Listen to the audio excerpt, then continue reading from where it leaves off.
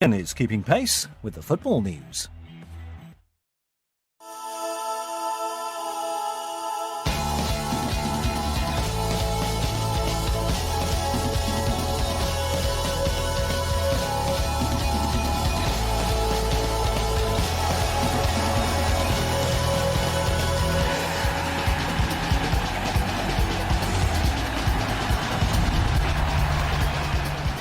Hello, welcome to Final Score. European football in midweek means the 3 o'clock kickoffs today are down to just 3.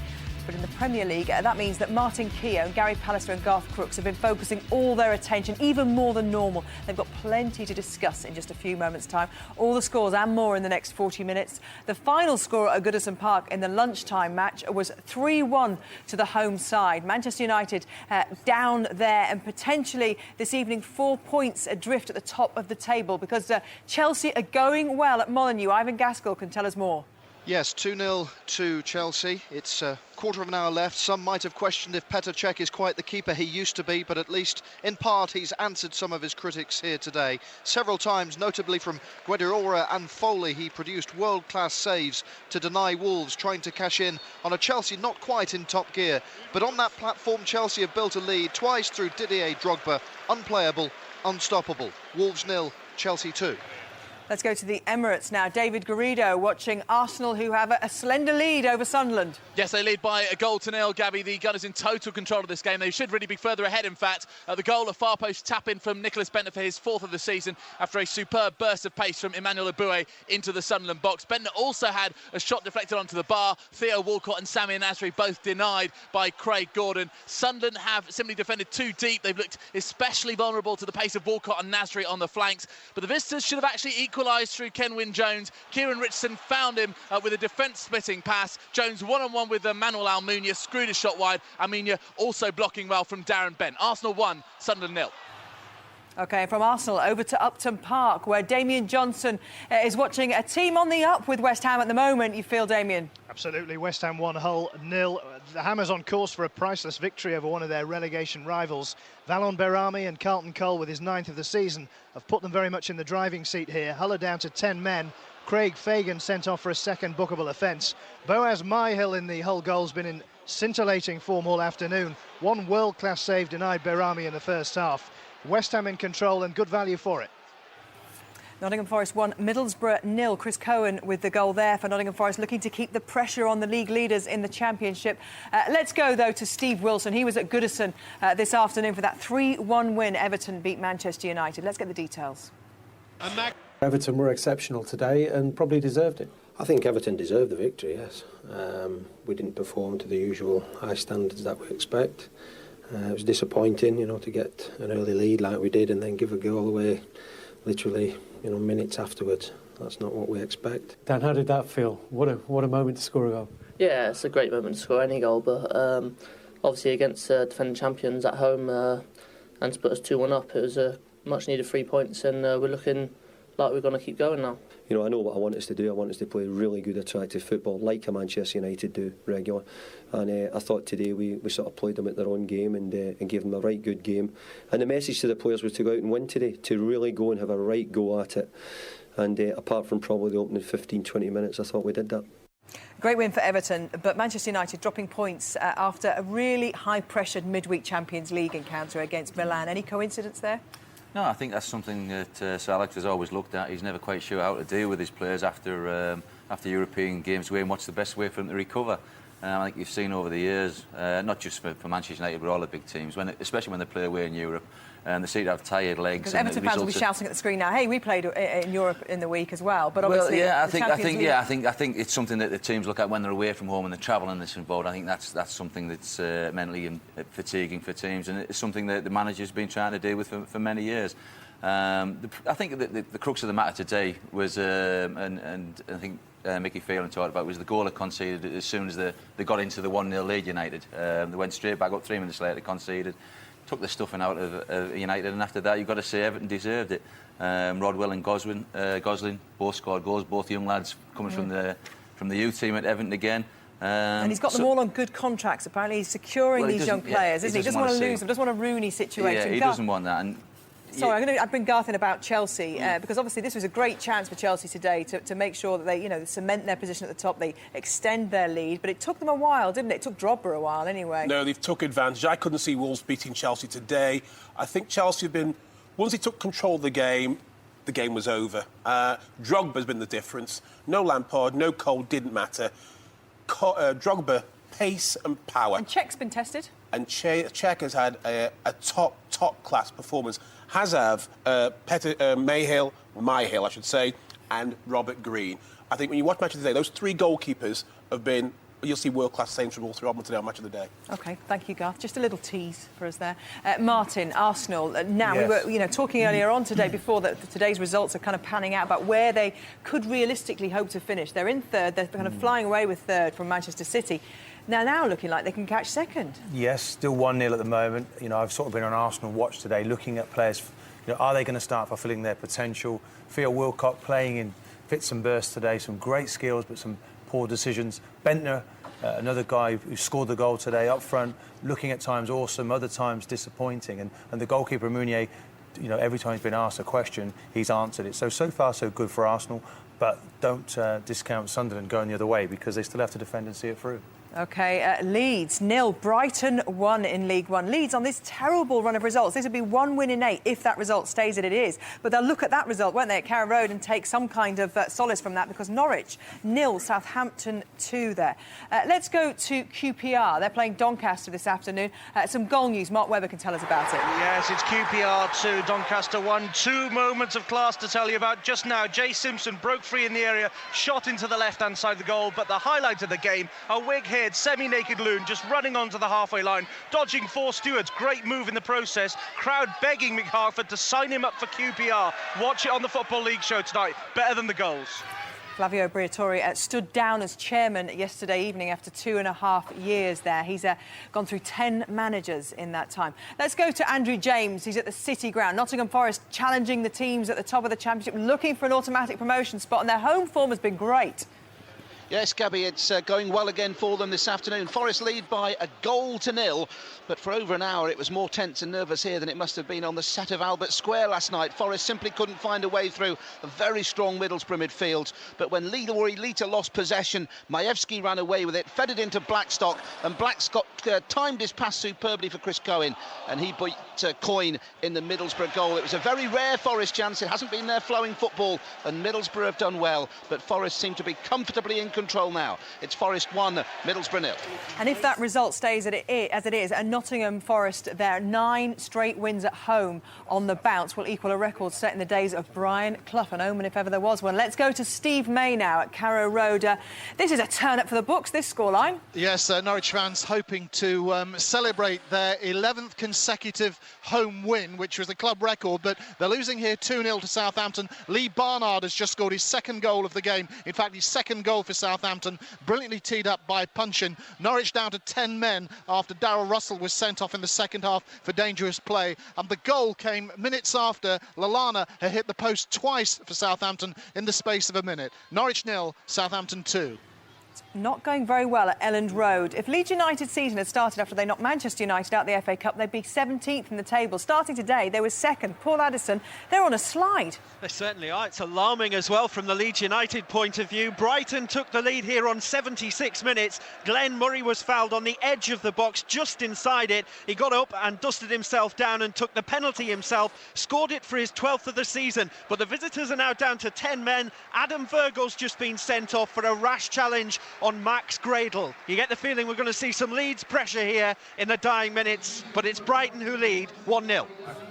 Some incidents happening to talk about at Upton Park. Damien Johnson, what's going on? Yeah, very sad news for Hull City. Their captain, Anthony Gardner, stretchered off. They've used their 3 substitutes, so they're down to 9 men now. Earlier, Craig Fagan sent off for a second bookable offence.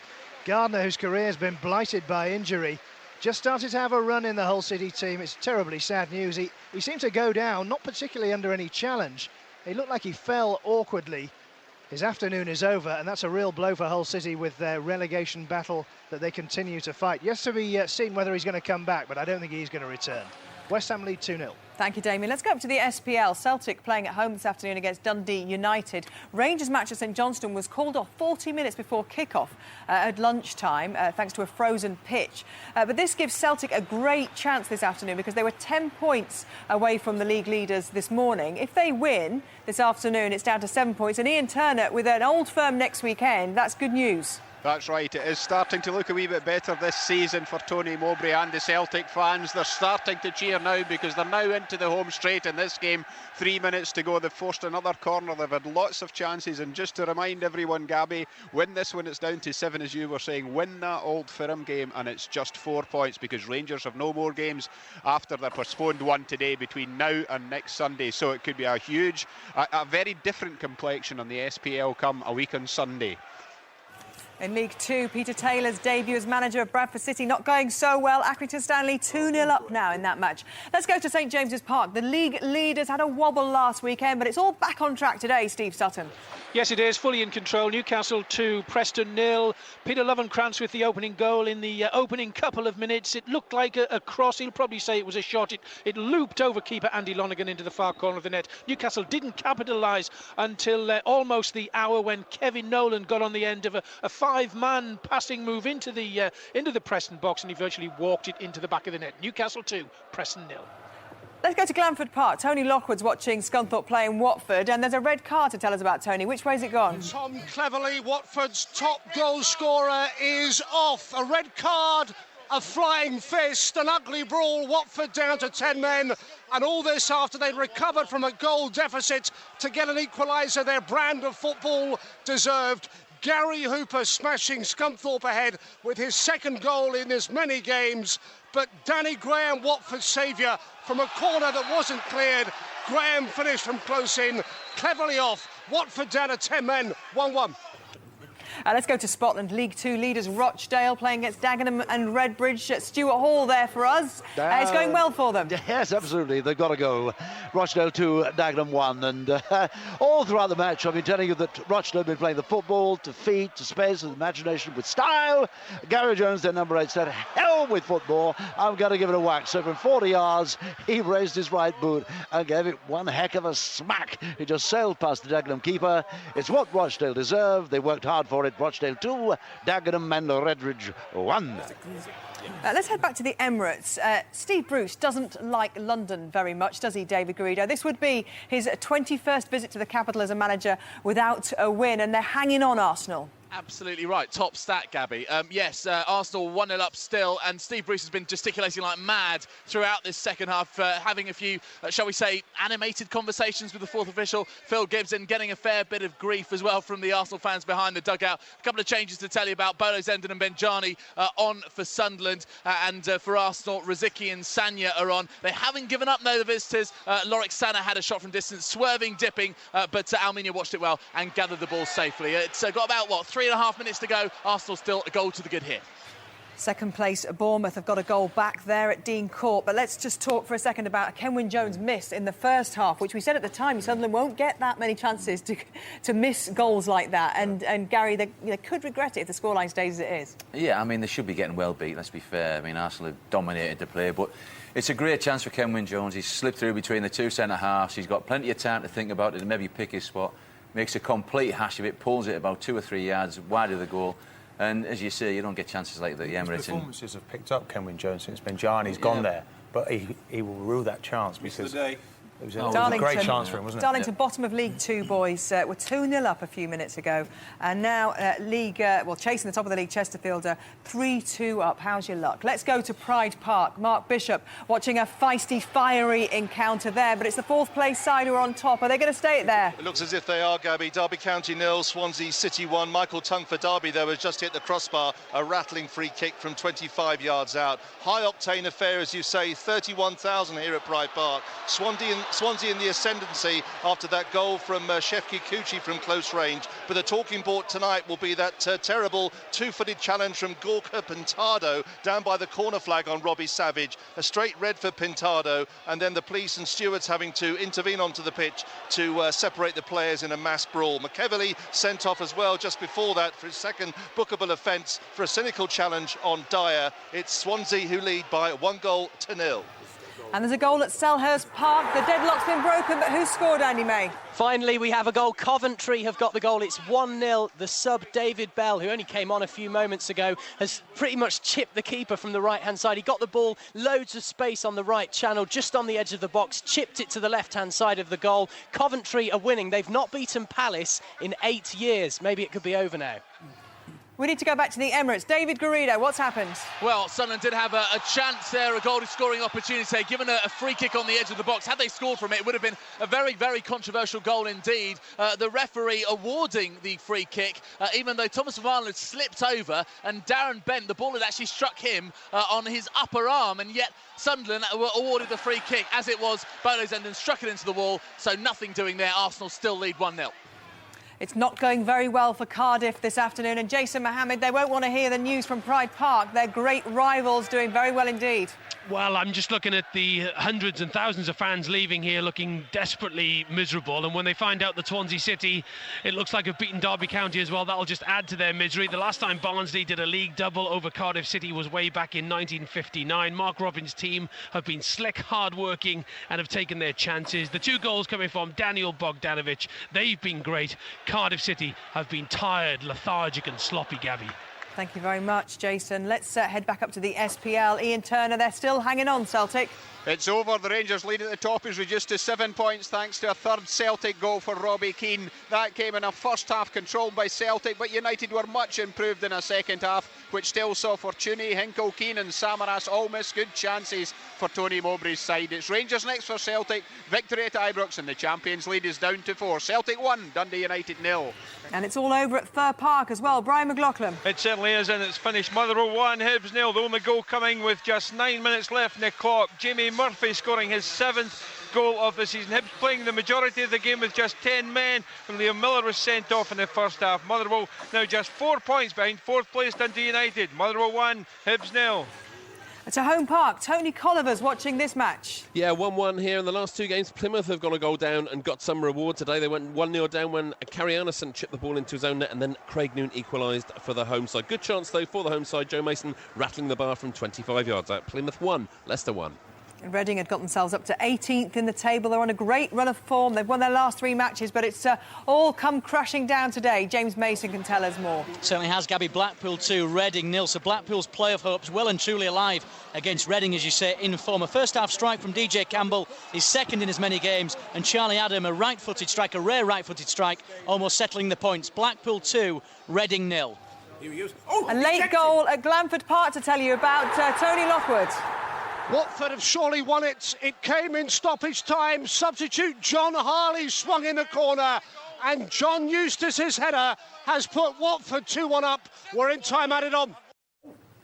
That's why they've got the worst defence, Scunthorpe, in the division. David Garrido, Sunderland still pressing. They're still going for that equaliser, and they believe they can get it on the left-hand side. I believe it was Bolo Zenden who looped in across. It looked like it might actually creep into the goal, and it was Manuel Almunia at full stretch who just palmed it away. Arsenal have now been given a penalty as they charge down the far end of the pitch. Cesc Fabregas brought down Anton Ferdinand, is having a right go at Steve Bennett, and I think it might have been Fraser Campbell who bundled him over right on the edge of the box. I think it was just inside the box, in fact, and Fabregas went to ground. Join me in a little bit later and we'll tell you a little bit about the penalty. But as it stands, Arsenal 1-0 up and they have a spot kick. A bit of a sigh of resignation there from you, Garth. Speak. I think he's very, very lucky indeed, Fabregas, to get that penalty. Very lucky indeed. For me, as an ex-Arsenal player, it's definitely a penalty. Well, he would say that, wouldn't he? And I'm not quite so sure. With a huge smile on his face. David Garrido, they're divided, would you believe, here on the sofa. Tell us more about the penalty. Shock horror. Garth and Steve not getting on. Cesc Fabregas just waiting to take this penalty. Steve Bennett making sure that all of the Sunderland players are outside of the box. The Emirates, everyone on their feet. This could be the knockout blow as far as this game is concerned and take Arsenal to within 2 points of second place. Here comes Fabregas, right-footed, and slots it home just inside the far post, the left-hand side of Craig Gordon's goal. He went the right way, couldn't get a hand to it, and Fabregas celebrates there with a clenched fist, and Arsenal now have wrapped up the game. They lead 2-0. Just to clarify, David, the ubiquitous Steve Claridge isn't here, in fact, today. Let's go to Upton Park. Damien Johnson. Yes, West Ham had a third goal. Julien Faubert, pretty straightforward effort. Well, it was quite a spectacular goal. I'm doing him down there. He took the ball on the right-hand side of the area, smashed it straight past Myhill. Myhill beaten for pace, 3-0 West Ham. So West Ham 3 goals today against a Hull City side who've experienced more woe, more disappointment. Ivan Gaskell, we're going back to Molineux now because it's full. Who Bulldog is as well. Good get well Bulldog. Somebody that has had a heart bypass operation, clearly close to the Chelsea players, and I'm endeavouring to find out who that was. Thanks a lot, Ivan. Thank you for that. Let's go to Glanford Park. Tony Lockwood. Waiting for a penalty. Gary Hooper, yellow card, Jay Demerit, handball, and I make it just about finished. We are still waiting. It's going to be a penalty, Gabby, and it's going to be Gary Hooper to take it, and an opportunity for Scunthorpe to equalise with what will surely be the final kick of the match. Hooper it was who scored Scunthorpe's goal. They led 1-0. Cleverly was sent off. Watford made it 2-1. It's going to be Hooper to equalise 2-2, and Scunthorpe have found a way back. Drama at Glanford Park. Let's go to Upton Park. West Ham with their second successive win of the almost the year, since March 2009, since they last did that, Damien Johnson. Yes, 3-0 they've won, a priceless victory for the Hammers. Valon Berami fired them ahead after Hull lost possession early on. Berami was denied a second with an outstanding Hull keeper. Bo Myhill pulled off a brilliant save from his far post header. At the other end, Boateng forced a great save from Given. Hull's best chance of the game, that really. After the break, Craig Fagan saw red for a second yellow for Hull. The home side doubled their lead soon afterwards. Carlton Cole with his 9th of the season. West Ham's tails were up at that point. Alessandro Diamante chanced his arm from inside his own half. To complete a miserable afternoon for Hull City, their captain Anthony Gardner was stretchered off after falling awkwardly. They finished the game with 9 men, having already used their 3 substitutes. I said to complete a miserable afternoon, but the afternoon wasn't over. Julien Faubert added a late 3rd goal. West Ham all the way, 3-0 they've won. Thank you very much. Let's go to Elland Road. Some last-minute drama. Paul Addison. Leeds have pulled it out of the bag here. They've equalised through Robert Snodgrass in the 5th minute of added-on time. Brighton couldn't get the ball clear, and Snodgrass fairly hammered it into the net for his 9th of the season, and a Leeds United lifeline. It's 1-1. Well, it ended with a bit of drama, but it's all over at the Emirates. David Garrido. Asked some of the refereeing decisions, and he will rue that missed chance from Kenwyne Jones, one-on-one with the keeper in the first half. For them, the winless streak in the league extends to 13 games now, but Arsenal are just 2 points off second place. Arsenal 2, Sunderland 0. Let's go to the City ground now. It's all over there, and Nottingham Forest have got away with it, Andrew James. Yes, a record equalling 9th consecutive home win for Forest, Gabby, and promotion campaigns are often built on a blend of impressive wins and grinding victories out of less than impressive displays. Well, it was very much the latter today for Forest, who came up against a Borough side with the guile and game plan to nullify the Reds' midfield. But when Blackstock fed Keown to complete a marvellous breakaway goal midway through the second half, Forest chalked up their second 1-0 win of the week. Confirmation, if needed, that this Billy Davies side can combine flair and fight to very good effect. It was tough luck on Borough. They'll win more than they lose playing like that. But it finished Forest 1, Borough 0. They're pushing West Brom and Newcastle at the top of the Championship. West Brom play at Bristol City tomorrow, so Newcastle had a chance to extend their lead further today. They've done that. Steve Sutton's at St James's Park. Yes, another day at the office for Newcastle. 4 in midweek, 3 this afternoon. Peter Lovenkrands got the ball rolling inside the opening couple of minutes into the top corner of the net, but it wasn't until just before the hour that Kevin Nolan cemented this win with a close-range shot, and then right on the 90th minute, the 2 second-half substitutes, Pancrat and Ryan Taylor combined. Ryan Taylor lashing it into the net. Newcastle 3, Preston 0. Let's go to Hillsborough. What an important win that is for Ipswich, Alan Biggs. Yeah, harsh words in the week from Roy Keane, most of them aimed at himself. His team and himself have responded, winning 1-0 here. It was deserved. Some monkeys off the back, not least Ipswich being the team in the Championship, having spilled most winning positions this season. This time the lead stuck. Carlos Edwards, cracking early goal. Another late on from John Walters was harshly disallowed, but no controversy in the end about that, because Ipswich have clung on. They've won 1-0. And it takes them out of the bottom three. Let's go back to Ivan Gaskell for a bit more on the shirts that the Chelsea players were wearing underneath their tops. Yes, that was... Even so, Flavio Briatore steps down. QPR get back to winning ways, Mark Webber. Absolutely, 2-1. Amazing our new chairman focuses the mind. QPR bossing the game, scoring in both halves. Punctuation goal from Doncaster. And a male streaker who dodged at least 4 tackles, worthy of a start in QPR's next game. 2-1 QPR. Important win for QPR there. QPR 2, Doncaster Rovers 1. Don't forget you can get all the build-up and all the goals as they go in from 2:30 every Saturday. All you have to do is press the red button and we appear. It's time now, though, to get the full classified results with Tim Gudgin. And can only reflect after bent...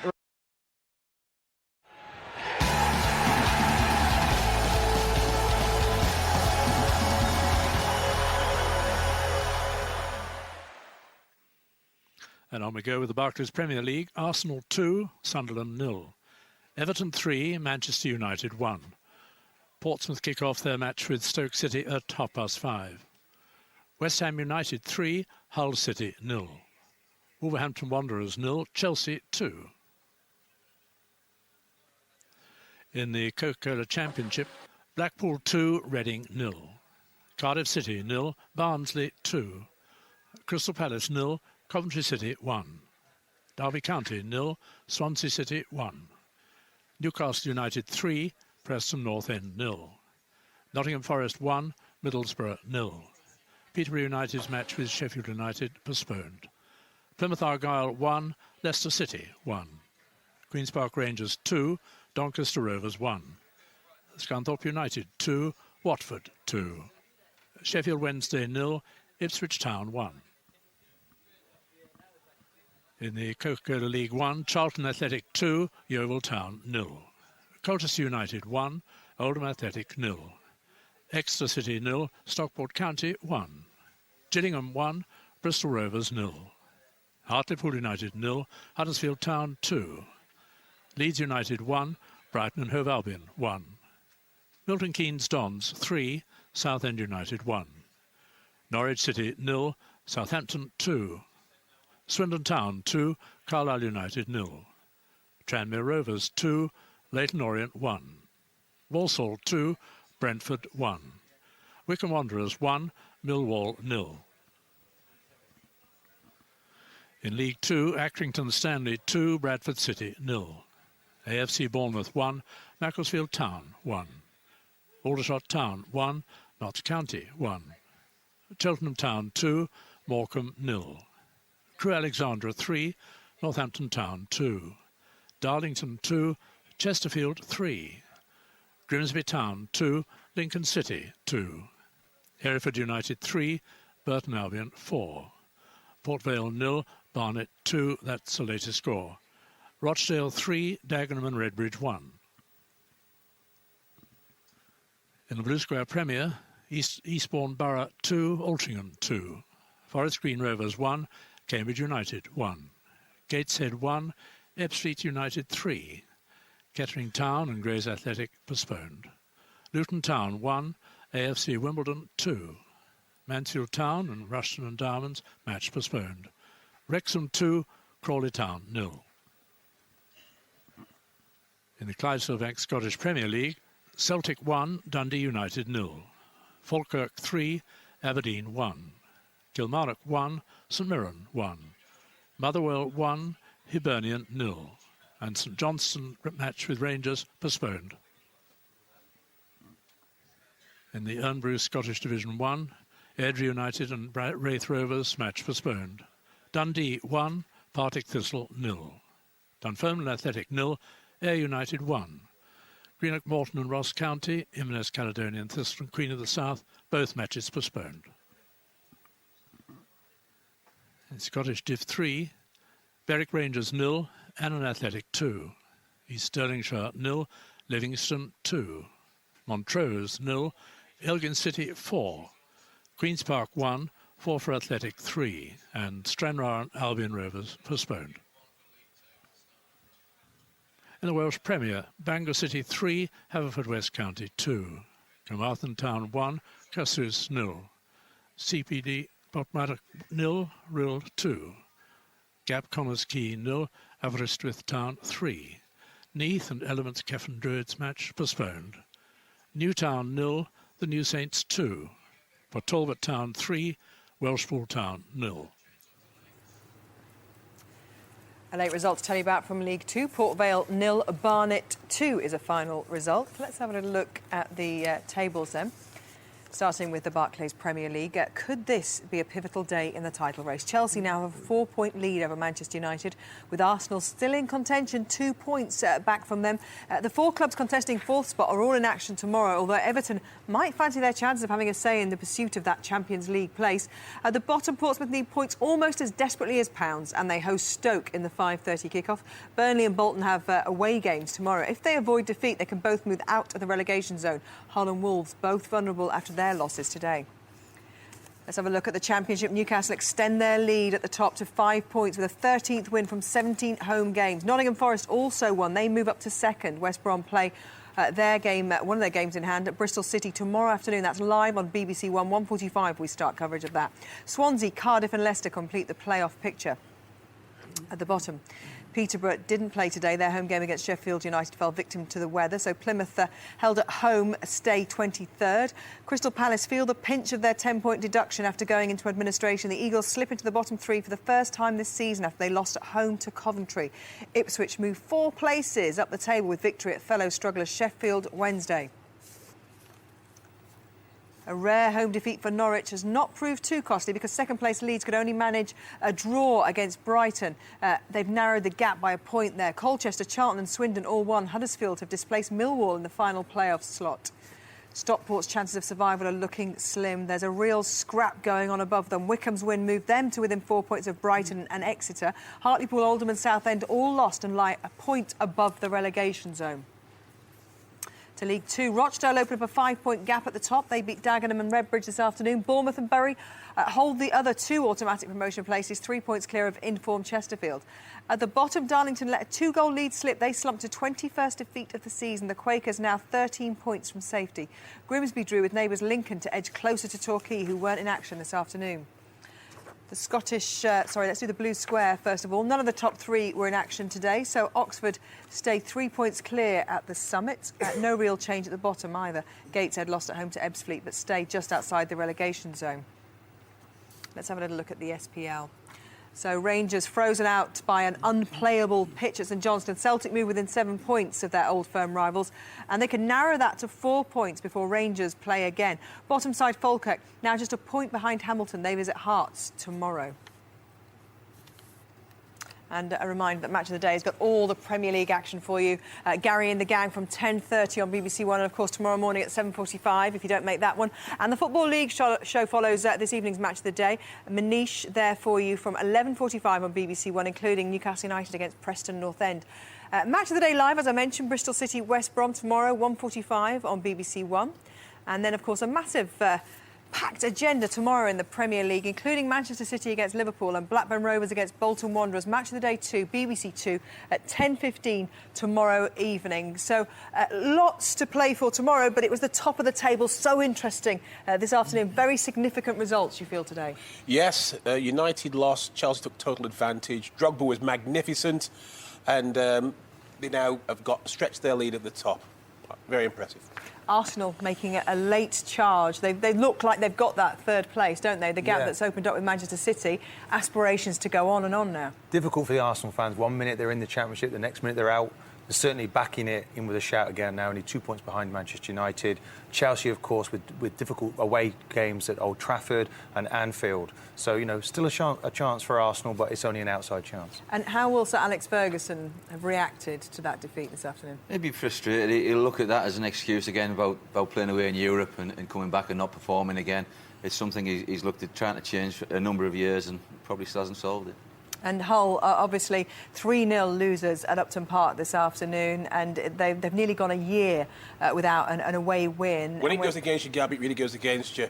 It epitomised to me when Craig Fagan got sent off for a second bookable offence, turns to the referee, and it looks like he calls him a cheat. We'll look at it on match of the day tonight. I think you'll find me right. I think that's the performance of the day. West Ham, establishing their Premiership status is all important. A great win. And I think if I was to ask you the performance of the day, you'd all choose goalkeepers, wouldn't you? Individual Absolutely right. Check. Myhill, Green, outstanding. Checkmate. Thank you very much, Garth. Thank you, Gary. Thank you, Martin. Final score continues on the red button and online, including goals from the Nottingham Forest Middlesbrough match as well. Oh, goal. And coverage of the Winter Olympics in Vancouver is on BBC Two in just over half an hour's time. The Women's Super G and live interviews with Britain's golden girl, Amy Williams, there. But from all of us, the golden boys and the oldie girl, it's a very goodbye and a great weekend to all of you. Good night.